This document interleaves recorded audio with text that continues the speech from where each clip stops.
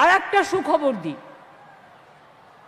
জানুয়ারি মাসের second week north Bengal থেকে আমি দেখতে পাচ্ছি সঞ্জয় টিবরেওয়াল এবং দুগাড়ের সহ অনেকে এসছেন।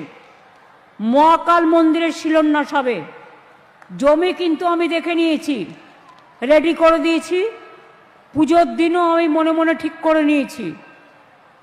ট্রাস্টের একটা মিটিং করে বাদবাকিটা আপনাদের কাজটা করতে হবে, যেটা হচ্ছে আর্কিটেকচারটা।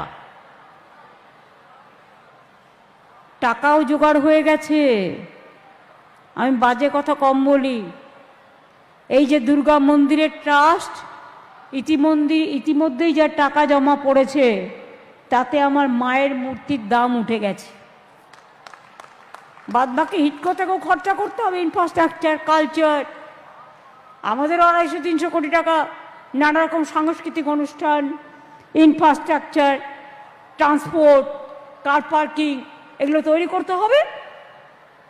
সুতরাং আপনারা জানেন এর আগেও আমরা করেছিলাম দক্ষিণেশ্বর স্কাই ওয়াক, কুশল আমায় বলেছিল। তাছাড়াও 100 কোটি টাকা আলাদা দিয়েছি দক্ষিণেশ্বরকে ডেভেলপমেন্টের জন্য, লাইট অ্যান্ড সাউন্ডও আমাদের করা, স্কাই ওয়াকও আমার করা, কালীঘাটের মা কালী মন্দির টোটালটাই স্কাই ওয়াক, ওটাও